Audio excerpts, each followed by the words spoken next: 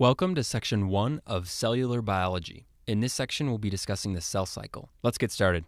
This is a figure of the cell cycle and can be found in Section 1 of Cellular Biology. From the figure, you can see that the cell cycle has 5 phases: G0, G1, S, G2, and M.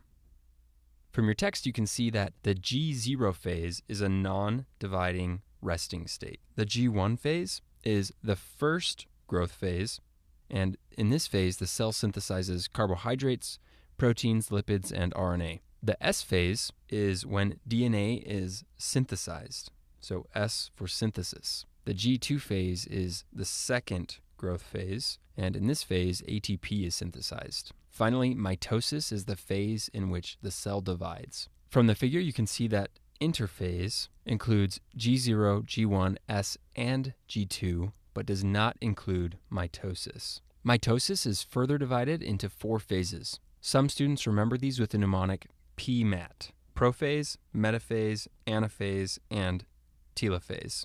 Prophase is when the chromosomes condense and the spindle fibers form. Metaphase is when the chromosomes line up in the middle of the cell. I remember the M in both metaphase and middle to help keep this straight. Anaphase is when the chromosomes separate to the opposite sides of the cell. Telophase is when the cell divides and the chromosomes are divided up among 2 daughter cells. This information should be a review from undergrad, so we're not going to spend more time on it now. You should know that different cell types spend varying amounts of time in certain phases of the cell cycle. For example, a permanent cell will always be in G0. Examples of these types of cells include muscle cells, neurons, and red blood cells. In other words, these are permanent cells because they're constantly in a resting state. This is why, for example, brain damage is particularly devastating. The cell's ability to replicate and restore prior function is limited. Stable cells are those which alternate between G0 and G1, and examples include hepatocytes and lymphocytes. This is why hepatocytes normally don't divide, but if a section of the liver is removed, it can grow back to its normal size. Labile cells include those which are rapidly dividing and rarely enter the G0 phase. Examples of labile cells include bone marrow cells, skin, hair follicles, and gut epithelial cells. Because these cells divide so frequently, they are particularly susceptible to cancer drugs. This explains why patients receiving chemo will commonly lose their hair and go bald. Damage to the gut epithelial cells explains why many of these patients also have abdominal pain and vomiting. Okay, with this background information, let's transition and discuss how the cell cycle is regulated. The cell cycle has checkpoints at both the G1 to S phase transition, right here, and the G2 to M phase transition, right here. These checkpoints are regulated by molecules called cyclins and cyclin-dependent kinases, which ensure that the DNA is not damaged. If the DNA is normal, then the cell can progress through the cell cycle. However, if the DNA is damaged, then the cell is arrested and may undergo apoptosis depending on the severity of the damage. The G1 to S phase transition has several very important molecules that you need to be familiar with for step 1, which we'll talk about now. This is a figure that shows the regulation of the G1 to S phase transition, and it can be found in Section 1 of Cellular Biology. Notice that the transcription factor, E2F, shown at the bottom of the figure right here, normally promotes the G1 to S phase transition. However, the retinoblastoma protein, which you can see right here, is constitutively active and prevents the release of E2F, as you can see at the top of the figure.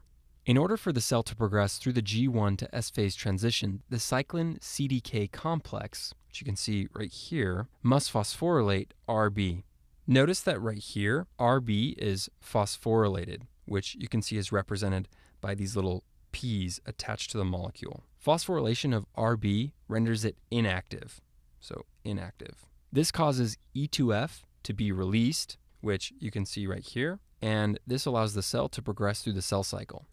P53 is an incredibly important tumor suppressor protein. It works by increasing the activity of P21. As you can see from the figure, P21 normally blocks the activity of the cyclin CDK complex. In other words, P53 and P21 work together to inhibit the G1 to S phase transition. Under normal conditions, so normal DNA, P53 is inhibited, which means the cell can progress through the cell cycle. However, when DNA is damaged, which is represented right here, P53 becomes active, which inhibits the G1 to S phase transition.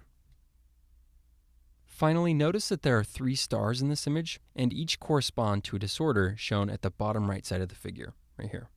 As you can see, cyclin D1 is associated with mantle cell lymphoma. Mutations of P53 are associated with Li-Fraumeni syndrome. This is a syndrome that results in the development of many aggressive cancers. Mutations of the RB protein are associated with many cancers, but most classically retinoblastoma and osteosarcoma. Okay, let's do some questions. Researchers are studying the effects of a new drug on the cell cycle in mice. The mice are exposed to the new drug and then several proteins are isolated. One protein of interest is found to be heavily phosphorylated by the new drug, resulting in an altered interaction with the transcription factor E2F. How would the activity of DNA polymerase III likely be altered as a result of exposure to the new drug? Hopefully from the question stem you notice that the new drug increases the phosphorylation of a protein, so heavily phosphorylated. The question also mentions that the protein interacts with the transcription factor E2F. In other words, the protein mentioned in the question is retinoblastoma protein, or RB. If we look at the overview figure, we can see that phosphorylated retinoblastoma protein, which is represented right here, results in the release of E2F, which promotes the G1 to S phase transition. From the figure of the cell cycle, we can see that if the cell transitions to the S phase, then DNA will be synthesized. Hopefully you recall from the chapter on molecular biology that polymerase III normally replicates DNA.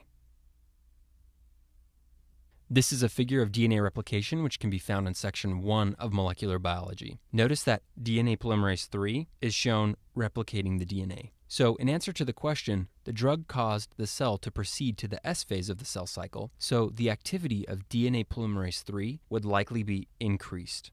Okay, let's do another question.